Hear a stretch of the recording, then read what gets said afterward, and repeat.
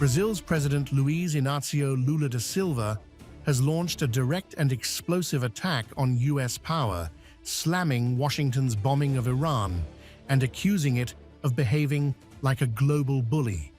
Speaking in Sao Paulo, Lula warned that the world cannot be dictated by one nation acting on its own will, framing the US-Israel strikes as a dangerous escalation that is shaking global stability and triggering economic fallout far beyond the Middle East. And now, we are caught off guard with the United States bombing Iran. I never asked anyone to agree with the Iranian regime. I myself do not. Fine. But we must learn to respect the self-determination of peoples. We must learn to respect the territorial integrity of countries. We cannot allow someone to think they own the world and wake up in the morning saying, I am going to take Greenland. I am going to take the Panama Canal. I am going to take Cuba. I am going to take Venezuela. I am going to take everything. Lula didn't stop at geopolitics. He linked the war directly to economic pain back home, warning that the Iran conflict is now hitting Brazilian citizens in their pockets. Fuel prices are surging, diesel costs are rising, and inflation fears are growing, despite government attempts to cushion the blow through subsidies and tax relief measures. We made the decision to present another proposal so that we could subsidize importers and thus not raise prices. And even so, prices went up. And look at how serious it is. Not only did the price of diesel go up, but also alcohol, which has nothing to do with the war in Iran. The price of gasoline went up, which had not yet increased. Because raising prices means that in this country there are criminals who want to make money even from their mother's funeral, even from the hunger of the poor, even from the misery of others. In a broader geopolitical swipe, Lula also questioned the legitimacy of the global power structure itself, targeting the United Nations Security Council.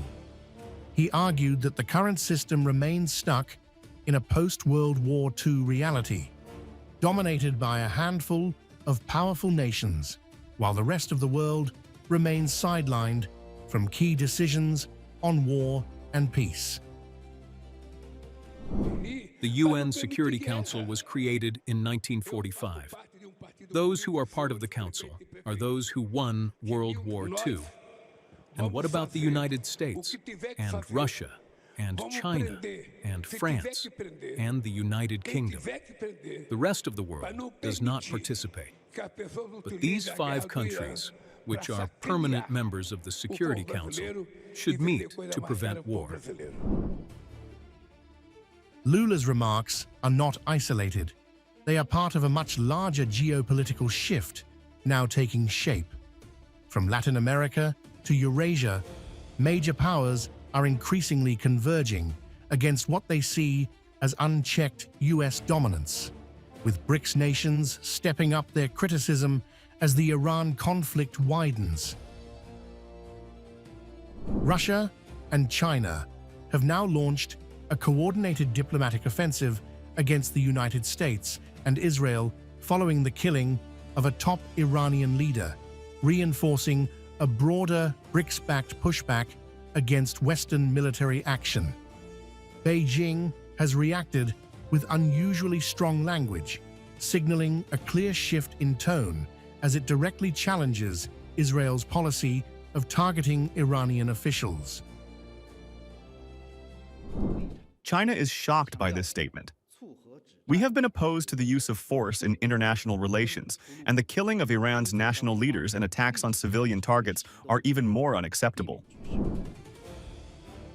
China is now positioning itself as a stabilizing force, calling for an immediate halt to military operations and urging all sides to step back before the situation spirals beyond control. Through its diplomatic outreach in the Middle East, Beijing is emphasizing dialogue, negotiation, and respect for sovereignty, while warning that continued escalation could trigger a broader regional crisis. He urged the parties concerned to immediately cease military operations and avoid the situation from descending into an uncontrollable stage, called for resolving issues through dialogue and negotiation, and addressing differences through political and diplomatic means. Moscow, meanwhile, has taken an even sharper line, openly blaming Washington and its allies for triggering a chain reaction that is now expanding across regions. The Kremlin says it had long warned that any force-based scenario involving Iran would lead to widespread destabilization, and now argues that those warnings are materializing in real time. Russia is framing the situation not as an isolated military escalation, but as the beginning of a much wider geopolitical and economic crisis. If you recall, quite some time ago at various levels, including President Putin, we said that the development of a force-based scenario around Iran would lead to destabilization in the region. We are now witnessing this extreme destabilization throughout the region, the expansion of the geography of hostilities. The Kremlin is also highlighting the immediate global fallout, particularly in energy markets, where prices are surging amid fears of prolonged instability. Russia says the impact is already being felt worldwide, with supply chains, energy routes, and economic stability coming under pressure. By linking the Iran conflict directly to global economic consequences, Moscow is reinforcing its argument that the actions of the United States and Israel are not contained, but are instead triggering a systemic shock. We also see destabilization of global energy markets. These are the consequences that the whole world is now feeling, including the Russian Federation.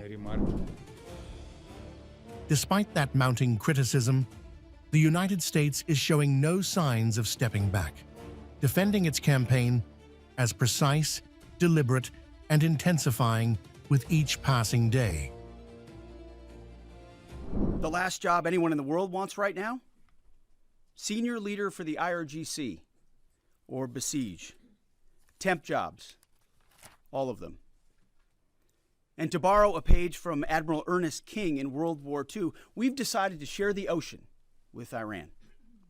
We've given them the bottom half.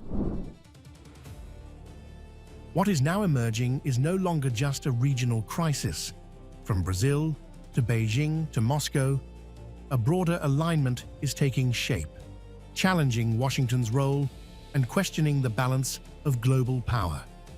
The message is becoming increasingly clear. This is no longer America's world alone.